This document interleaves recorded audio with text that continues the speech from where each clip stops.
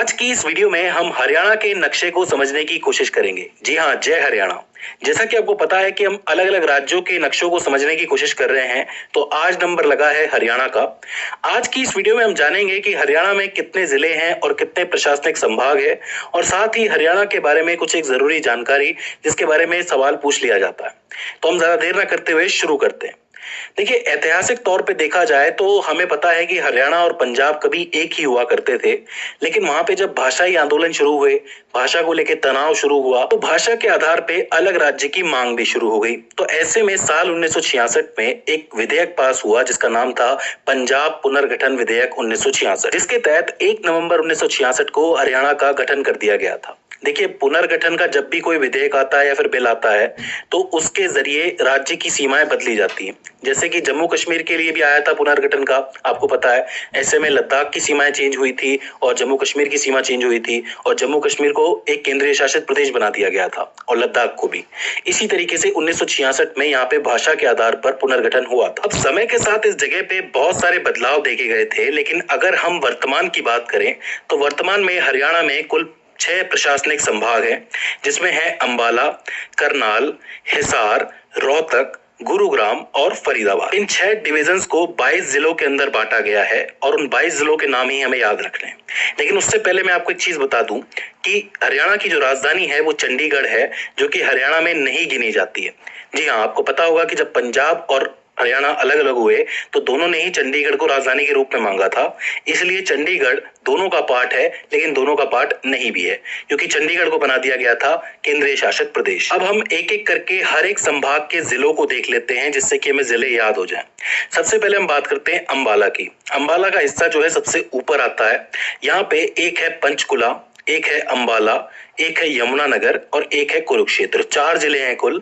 पंचकुला, अंबाला, यमुनानगर, कुरुक्षेत्र याद रह जाएंगे, कोई दिक्कत नहीं है, क्योंकि ये बड़े फेमस नाम है। इसके बाद अगला डिवीजन जो है वो है करनाल डिवीजन। करनाल डिवीजन को हम कल्पना चावला जी के नाम से याद रख सकते हैं, क्योंकि करनाल की ही थी वो। लेकिन करनाल हिसार के बारे में, अब देखिए हिसार ये वाला हिस्सा है, काफी बड़ा आपको नजर आएगा, क्योंकि इसके अंदर 4 डिस्ट्रिक्ट्स हैं।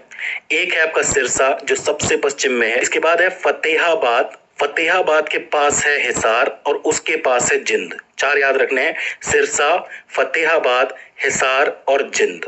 ये हो जाते हैं आपके हिसार डिवीजन के अंदर। इसके बाद आता है आपका रोहतक डिवीजन। इसके अंदर सबसे ज्यादा जिले हैं, 5 जिले हैं। एक है भिवानी, एक है रोहतक, एक है सोनीपत।